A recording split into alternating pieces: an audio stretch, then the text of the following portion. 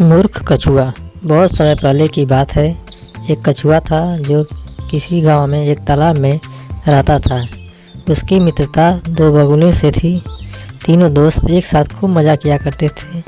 एक बार उनके गांव में बारिश नहीं हुई, जिस कारण वहां भयंकर सूखा पड़ा। नदी व तालाब सूखने लगे, खेत मुरझा गए, आदमी और पशु पक्षी सब प्यास से मरने लगे। वह सब अपनी जान बचाने के लिए गांव छोड़कर दूसरे स्थान पर जाने लगे। बगुले ने भी अन्य पक्षियों के साथ दूसरी जगह जाने का फैसला किया। जाने से पूर्व वह अपने मित्र कछुए से मिलने गए। उनके जाने की बात सुनकर कछुए ने उसे भी अपने साथ ले चलने के लिए कहा। इस पर बगुलों ने कहा कि वह भी उसे वहां छोड़कर नहीं जाना चाहते, परंतु मुश्किल यह है कि कछुआ उड़ नहीं सकता। वह उड़कर कहीं भी जा सकते हैं। उनकी बात सुनकर कछुआ बोला कि यह सच है कि वह उड़ नहीं सकता, परंतु उसके पास इस समस्या का हल है। कछुए की बात सुनकर बगुलों ने उसे तरीका पूछा।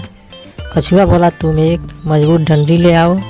इस डंडी के दोनों कोनों को तुम अपनी चोंच से पकड़ लेना और मैं उस डंडी को बीच में से पकड़कर लटक जाऊंगा। इस प्रकार मैं भी तुम्हारे साथ जा सकूंगा और हम अपनी जान बचा सकेंगे। बगुलों को कछुए की बात पसंद आ गई और वहां से चलने की तैयारी करने लगे। चलने से पहले बगुलों ने कछुए को सावधान किया कि वह उसे साथ तो ले जा रहे हैं, परंतु हमारी एक शर्त है कि तुम सारे रास्ते अपना मुंह नहीं खोलोगे। कछुए को बहुत बात करने की आदत थी, उसके लिए चुप रहना बहुत मुश्किल कार्य था।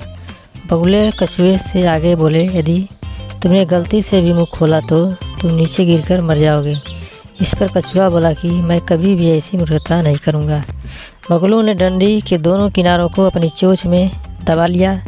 कछुआ डंडी को अपने मुंह से पकड़कर बीच में लटक गया और बगुले उसे लेकर उड़ने लगे।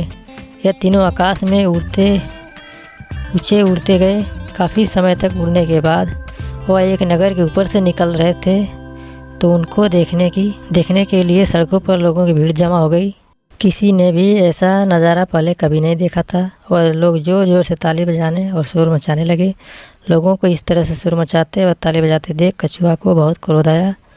उससे बिना बोले नहीं रहा गया और बगुलों द्वारा चुप रहने की बात भूल गया और जैसे ही कछुए ने मुँह बोलने के लिए खोला और धड़ाम से नीचे जा गिरा और मर गया।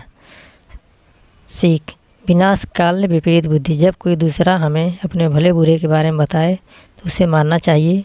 हमें उसकी बातों का ध्यान रखना चाहिए। हमारी इसी में भलाई है।